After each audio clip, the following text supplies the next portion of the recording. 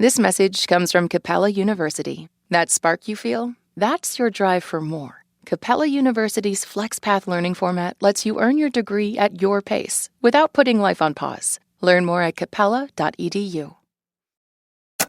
This is Planet Money from NPR. There are certain ideas in economics that have a scandalous reputation. Like when it comes to how to run a country's economy, there is one thing that economists have said governments should never, ever, ever do. It was considered a kind of ludicrous, crazy idea. That's Réka Juhász. She's a professor of economics at the University of British Columbia. And this ludicrous, crazy idea she's talking about, she studies it. It's called industrial policy. That is the general term for whenever the government tries to promote specific sectors of the economy. The idea is maybe they can supercharge economic growth by giving money to certain kinds of businesses or by putting up trade barriers to protect certain industries. Now, economists have long argued against this. Was it fair to say that economists hated industrial policy? Yes, I think it is fair to say that. Yeah, economists for the World Bank have said that few phrases elicit such strong reactions as industrial policy. It's been called a taboo subject, one of the most toxic phrases in economics. Some have even said that, to economists, it's a road to perdition. Industrial policy is so controversial. It's the policy that shall not be named. The mainstream view in economics has been that industrial policy is inefficient, even harmful, that governments shouldn't try to mess with what the economy produces because that'll just waste money or prop up bad businesses. And for decades, ever since the free market revolution of the 1980s, politicians largely accepted that view. I mean, they would still slip in a tariff here or a subsidy there, but by and large, there was this almost global consensus. Industrial policy? Bad. But in like the past 5-7 years or so, a lot of countries have really started to go rogue. Politicians have embraced industrial policy in big and more public ways, most notably in the United States. It just like all happened. Yeah. And not only has it happened, but it's become like Biden's signature economic policy. Right now, under President Biden, the United States is set to spend hundreds of billions of dollars on industrial policy to fund stuff like microchip manufacturing and clean energy investments. It is one of the most ambitious tests of industrial policy in U.S. history. And the billion-dollar question is, will any of this work? Hello and welcome to Planet Money. I'm Jeff Guo. Today on the show, a conversation with Réka Juhász. She's one of the world's experts on this kind of forbidden idea called industrial policy. Réka's going to take us on this fun, nerdy journey to explain the theory behind industrial policy, why it is so controversial, and where President Biden's huge experiment might be headed.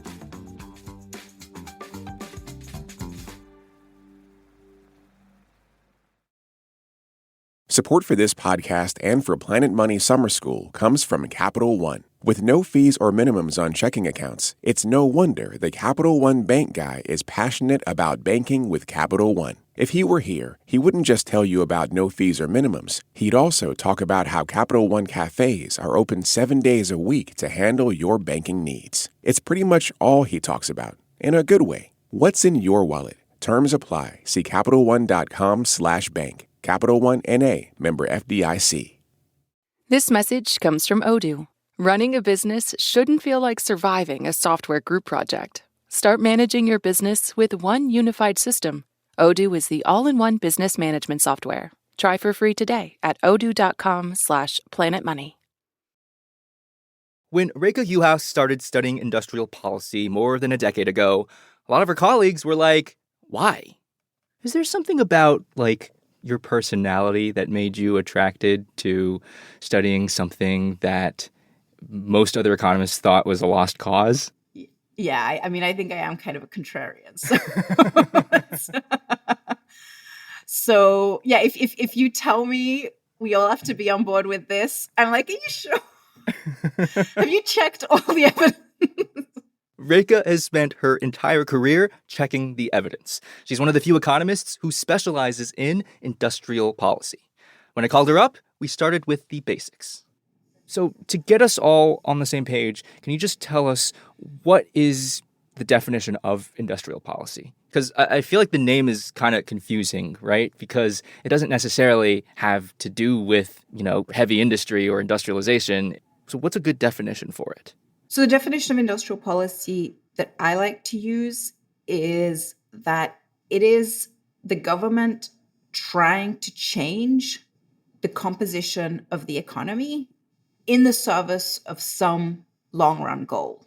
Historically, this has been the government trying to kickstart industrialization. A more contemporary example would be trying to move the economy from being a fossil fuel-based economy to a renewables economy. But it is very much trying to change what is produced domestically. So it's the government doing specific things like funneling money to certain companies or certain parts of the economy in order to get us to produce more X and less Y. That's right. It's not like a broad-based thing. It's very targeted. It's the government making a decision about this priority over that priority. Exactly. And so, what are some of the examples of what could be considered industrial policy?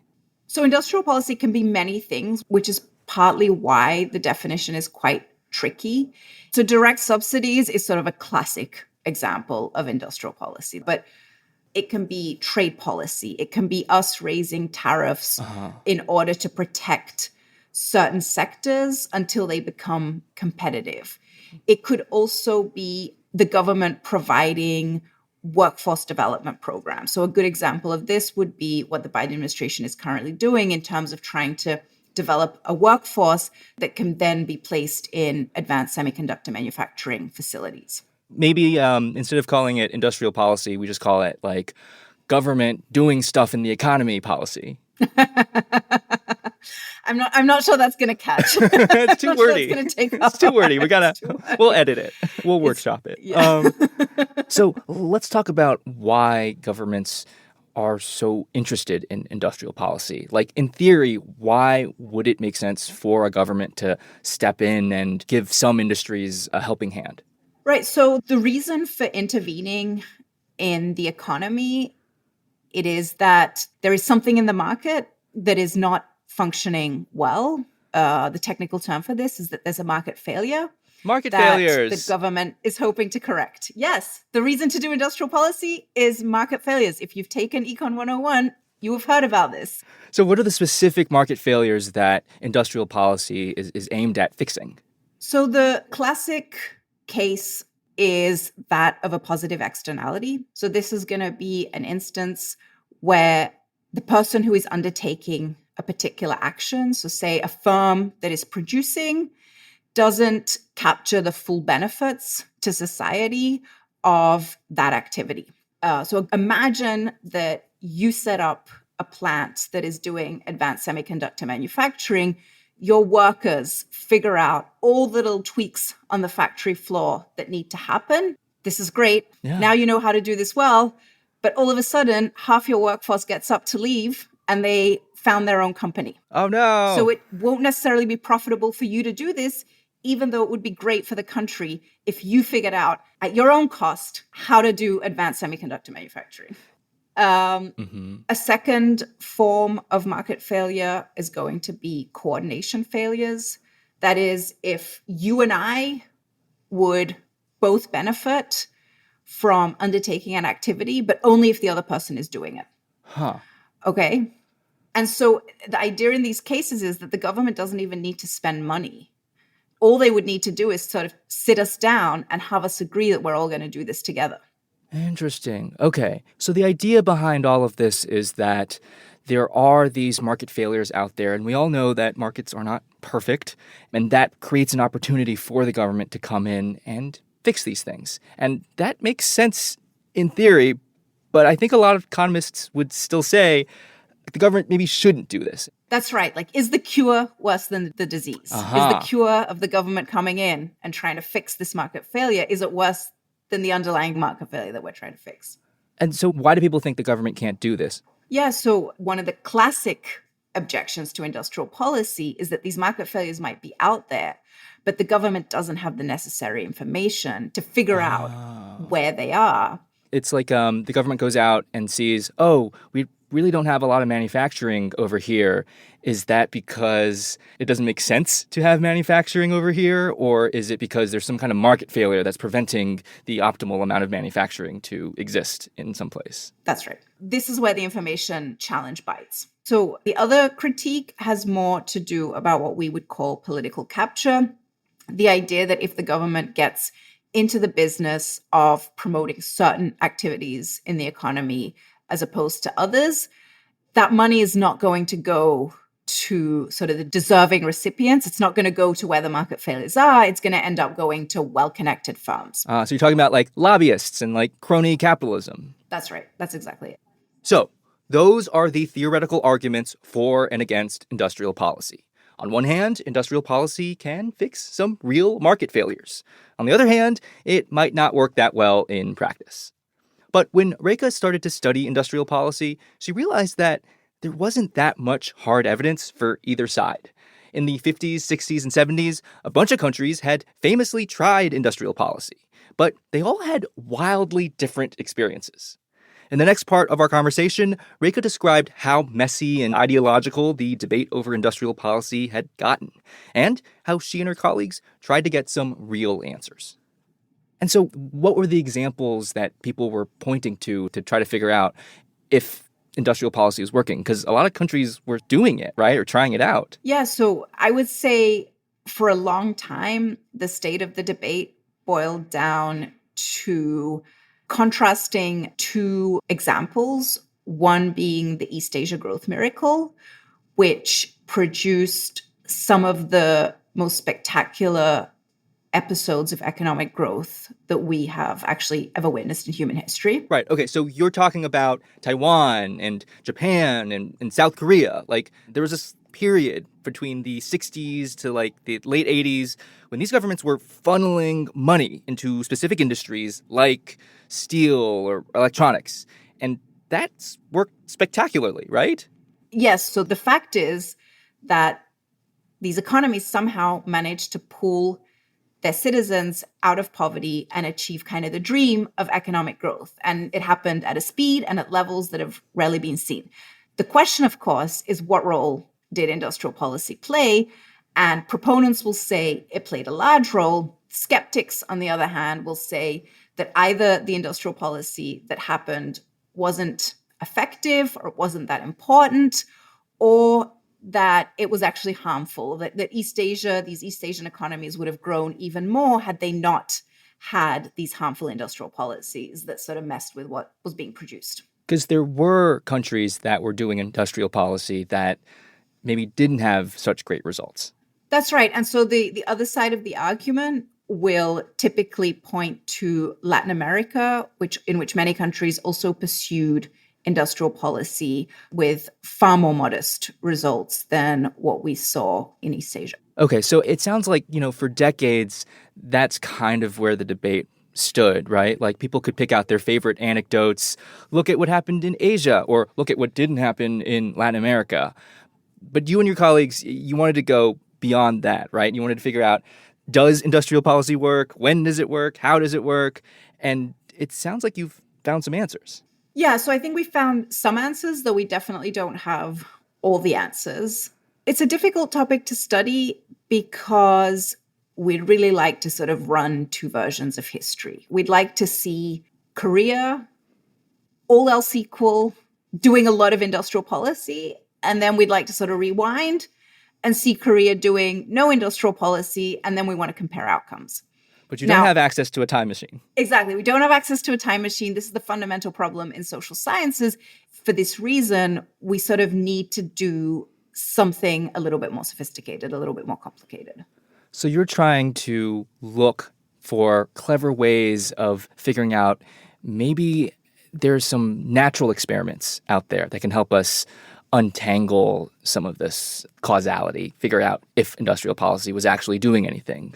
Exactly. I wanted to try to evaluate the economic rationale for doing industrial policy. And the name of the game, at least the way I saw it, was coming up with this historical experiment to show people, well, look, let's just forget about East Asia, forget about what you believe about Latin America. Right. Just look at this thing and let's see what happens here. So you wrote this paper, and when I first read this paper, it really tickled me because you went and you studied France at the time of Napoleon, back when Napoleon was trying to take over the world, and you found that actually a really great natural experiment hiding in all of this war stuff that was going on.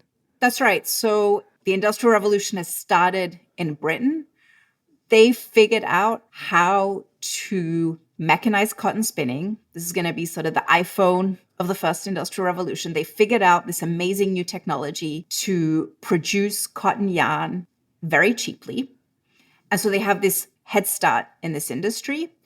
And France is sort of trying to keep up. And so the Napoleonic blockade enters in this moment. And where sort of the entry point for this paper comes in is that the blockade isn't successful. It's partially successful. Okay, right. So to explain a little more, France is at war with Britain. Napoleon has set up this huge blockade to cut off the British from trading with the rest of Europe. But because it's a patchy blockade, in some places, British products are still getting through. So those parts of France still have to compete with this really good British yarn. But other parts of France are protected from British competition, and this basically created a natural experiment in the power of trade protectionism, right? Which is a type of industrial policy. So what did you find? So what I found in this paper is that the parts of France that became more protected from trade, they thrived in the long run. And even after the blockade ended, the less well-protected parts of France never managed to get into the industry in the same way. And this result is what is speaking to the fact that indeed it seems like there was some market failure in France that prevented firms from being able to enter the industry. And this temporary event was enough to sort of give certain producers in certain parts of France the ability to overcome that externality and become competitive in the long run. Yeah, what I think the message from your paper is that, like, these market failures are real and industrial policy can, in some circumstances, fix them and make things better. But also, like, is it replicable? That's exactly it. That's the challenge I think the paper leaves us with. So I think this really makes me worry that we should spend a lot more time figuring out how to do industrial policy well, because the problem is very real. Yeah. Well, I feel like we have to figure out pretty quickly how to do this well, because countries are spending, hundreds of billions of dollars on industrial policy. I think that's fair. After the break, what can the research tell us about Biden's big experiment?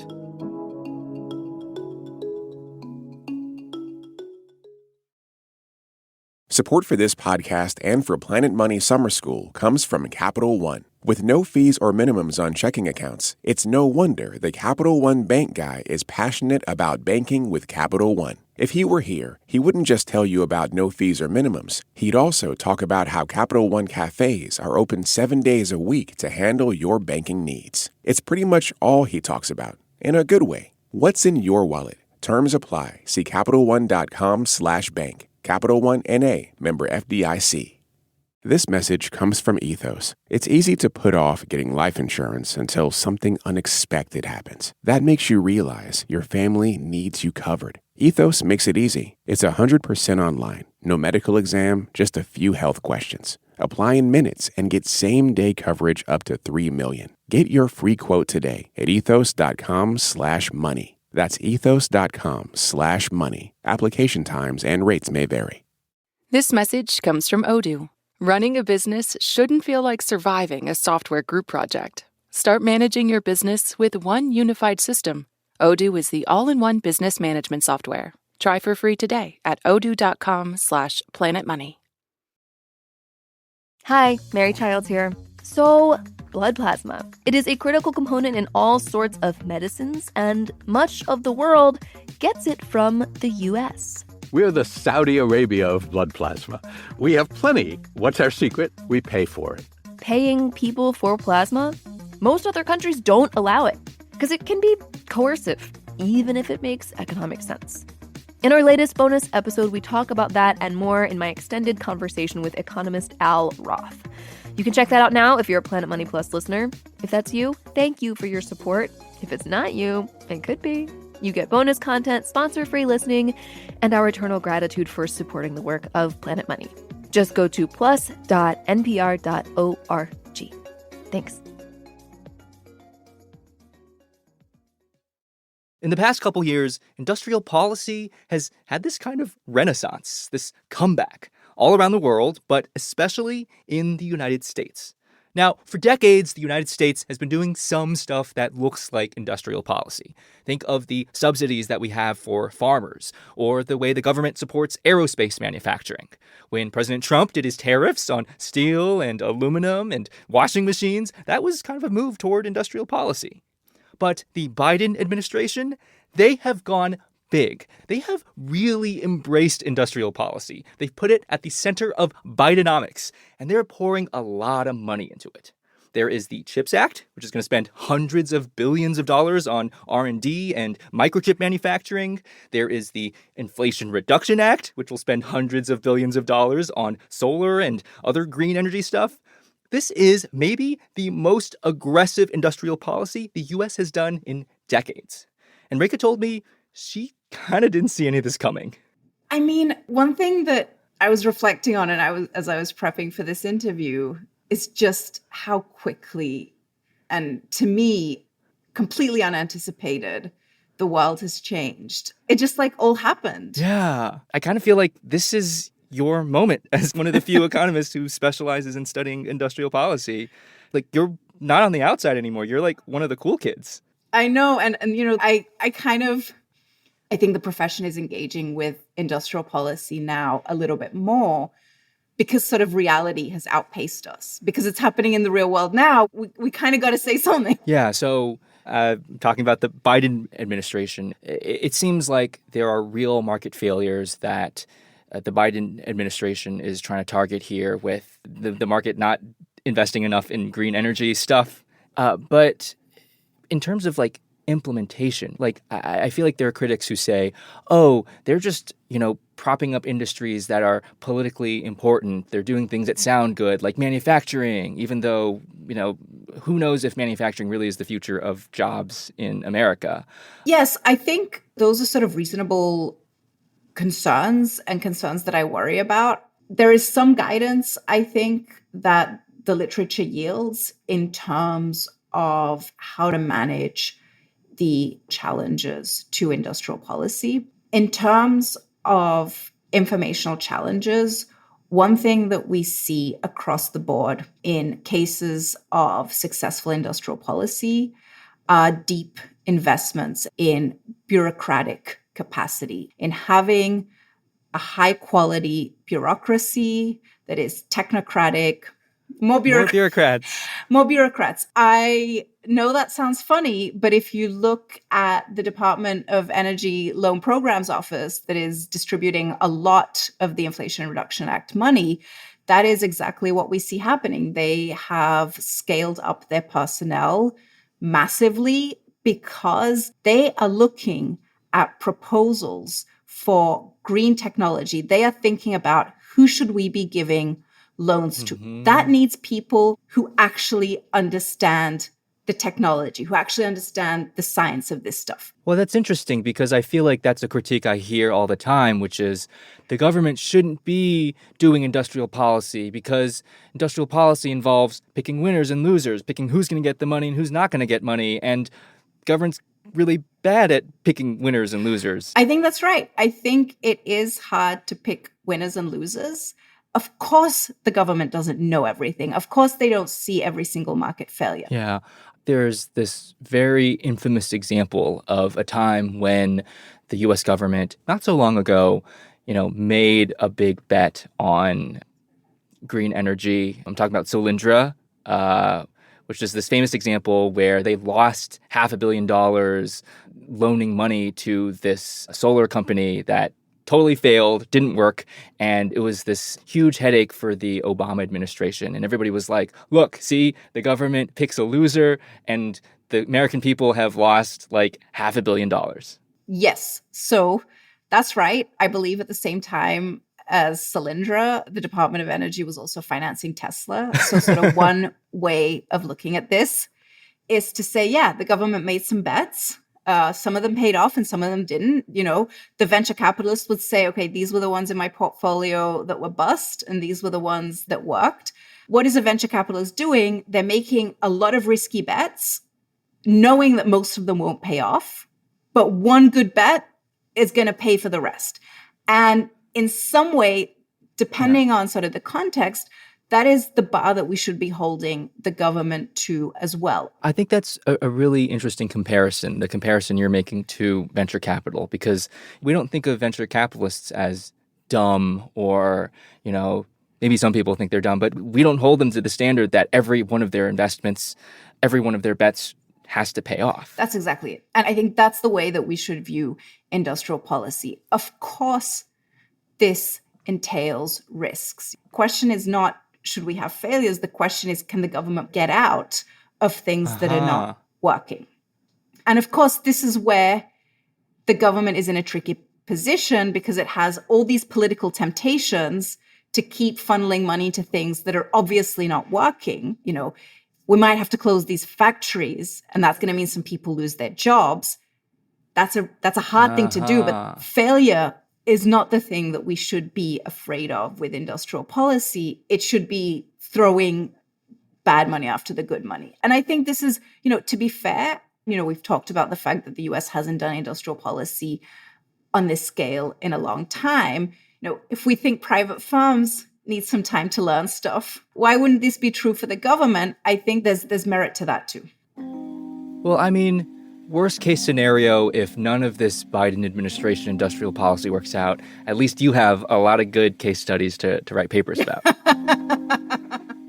That's right. I mean, I think I can learn from the successes as well as the failures. For the sake of the American people and for the sake of the world economy, I hope this works. We appreciate it. Réka, who teaches in Vancouver, will be watching what happens from her perch in Canada. On our next episode, why do schools turn kids into salespeople? So everyone put your hands like this, pump them up and say, big money. We follow one school's fundraising efforts for over a year to see how much they raise, what the money goes to, and why this is how we do things. That is on the next Planet Money. This episode was produced by Willow Rubin and edited by Sally Helm. It was engineered by Valentina Rodriguez-Sanchez with help from Maggie Luthar. Fact-checking by Sarah Juarez with help from Emma Peasley. Our executive producer is Alex Goldmark. I'm Jeff Guo. This is NPR. Thanks for listening.